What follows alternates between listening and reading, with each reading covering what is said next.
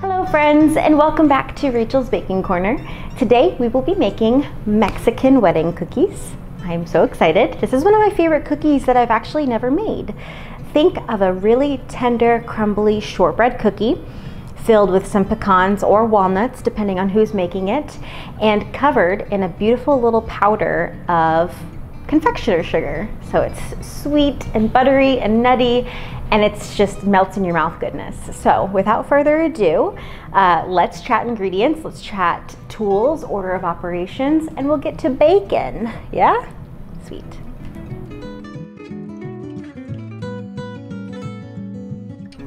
When it comes to ingredients, we have 1 cup or 2 sticks of unsalted butter, room temperature, 2 cups of all-purpose flour, 1/2 of a cup of powdered sugar, plus another cup of powdered sugar, but this cup is for rolling the cookies in after they've baked. This 1/2 of a cup is actually incorporated into the recipe. 1 cup of chopped up pecans or walnuts, whichever nut suits your fancy. A teaspoon of vanilla extract.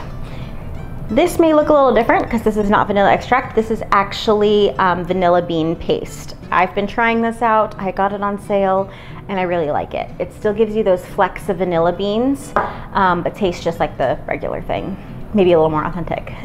Plus 1/2 teaspoon of almond extract to give it that good shortbready goodness, you know? Lastly, 1/2 teaspoon of salt. I went ahead and just tossed it into my flour so that it's already there. As you can see, it's a pretty easy recipe. I don't even need eggs, you know? So it's really simple. So when it comes to tools, I just want to mention spring-loaded cookie scoop, little baby scoop. This is going to make 36 cookies. That's a lot. So this is going to make it much easier, okay? Just take my word for it.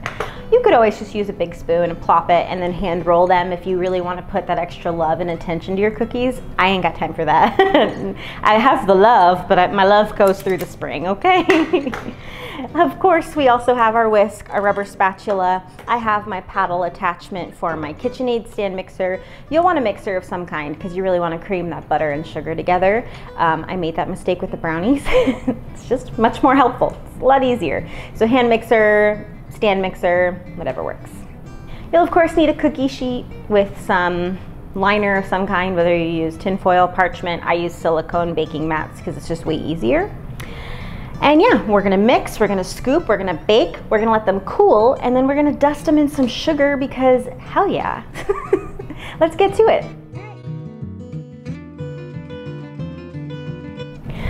I went ahead and attached my paddle attachment to my KitchenAid. This has a little silicone spatula attached to it. Just makes for easier mixing. So let's get the KitchenAid here. Let's take our 1 cup or 2 sticks of room temperature butter. Drop it down. Recipe doesn't say to do this, but I just know to. We'll whip up that butter. We just want to cream it, make sure there's no lumps.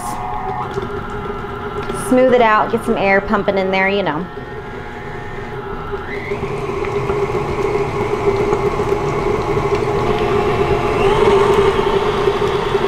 Whip it. Whip it good. Okay. So my butter looks lighter in color. It's really creamy and it's nice and smooth. I'm gonna just scrape the sides down real quick. Now we're gonna get our powdered sugar and we're gonna add that. Next, we're gonna add our vanilla extract and our almond extract. So with this paste, it is still liquidous, but I still just would like to use a spoon to serve it. It's like jelly. Blech. Oh, I just love it though. You can see the little flakes of vanilla bean. It's so pretty. This is about to become amazing because I love almond extract. I think it's the first time y'all have ever seen me measure extract into a bowl. I mean, it's with a spoon, really not that scientific. We're gonna close this back down and beat until combined. Start off slow with an on and off action, that way you're not wearing your powdered sugar. Although, powdered sugar is awful, and you're gonna probably wear it anyway.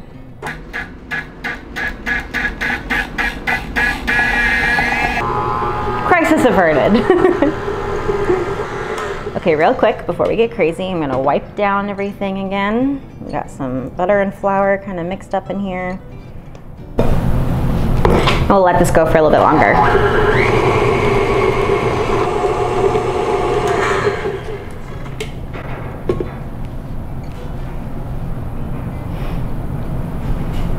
I'm just gonna keep migrating my spoon until I don't have any bowls left. So real quick, I'm gonna whisk my sugar into my flour just so that it's distributed. Notice there is no active ingredients or leavening ingredients. In a shortbread cookie, that is very normal. It is very common. You're not really trying to get lift or puff. You're mostly just trying to get delicious crumbly goodness. All right, so we're gonna pour this in. Bring this back down. Again, a little bit of an on and off action here to help avoid a big mess.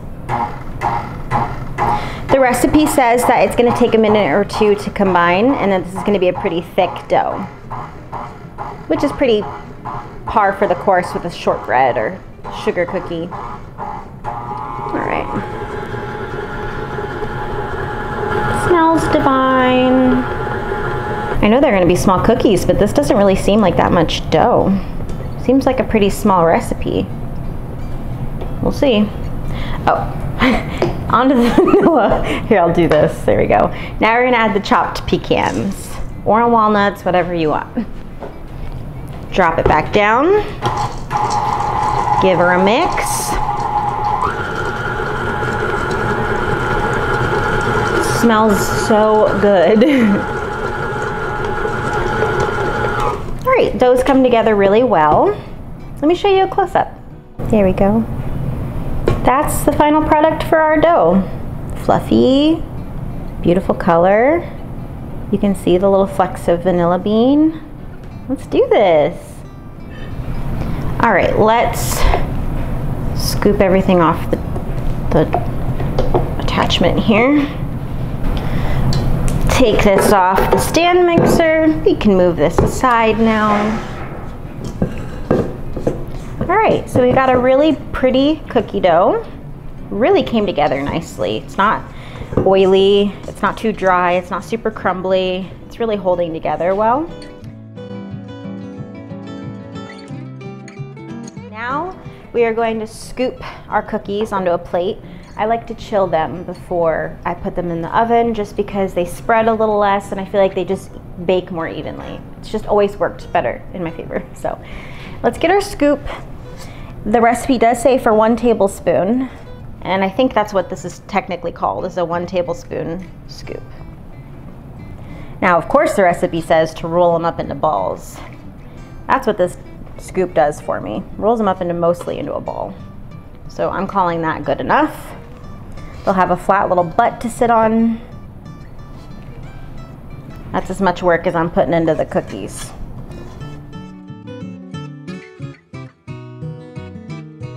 Here we are, big plate full of cookie balls. I actually only got 30 cookies out of this, which I think was kind of interesting. Maybe my scoop is a little hefty, or maybe I was a little heavy-handed, I don't know.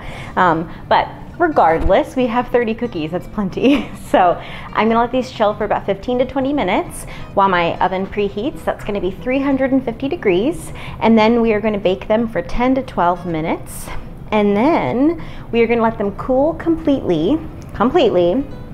And then we're gonna toss them in some powdered sugar. Yeah, let's do that. Here we are, 30 cookies later. They almost barely changed in appearance. Lightly golden brown. They puffed up a little bit, but not much. Let me show you a close-up. Here we are. You can see the pecans, crispy golden brown. Beautiful.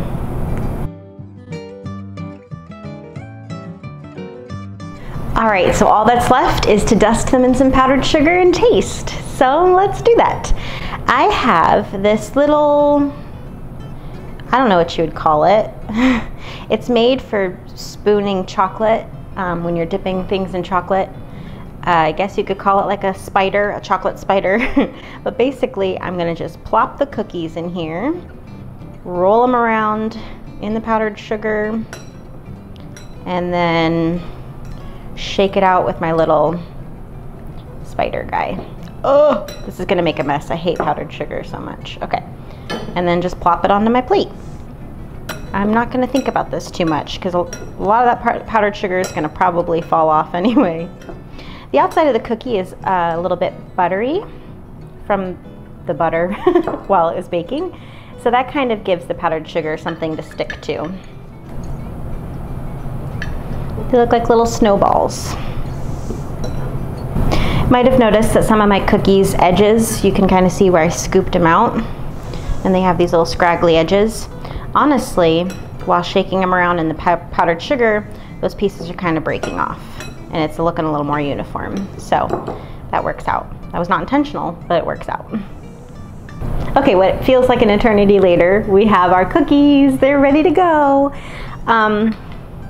In retrospect, maybe if you had a longer bowl or a bigger bowl, you could put multiple in and kind of shake it around and then pull them out, and that might have been a little faster and easier. I feel like that was very tedious, but that's okay. I also like them to look a little bit prettier and not super caked with powdered sugar, so I was trying to be kind of sparing. So probably was my own fault, honestly. But let's get a close-up and then we'll try them. Here we are.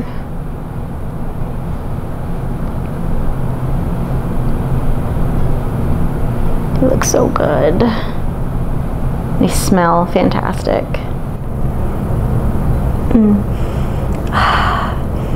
Again, just smells like a bakery. It smells so good. I love these cookies. I hate powdered sugar, so they're a little bit of a mess to eat, but that's kind of the best part of them. And just embrace the mess. I'm gonna use a hand.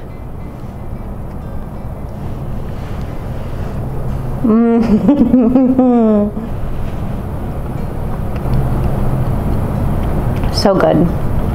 So buttery. I love the crunch of the pecan. That little almondy vanilla goodness. Oh. And the powdered sugar. It's just nostalgic.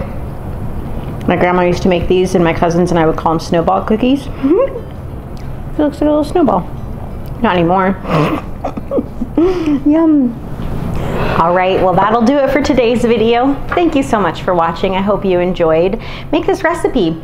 It's delicious and it's really easy, honestly. I mean, other than scooping them and rolling them in powdered sugar, which takes a little bit more time, I suppose.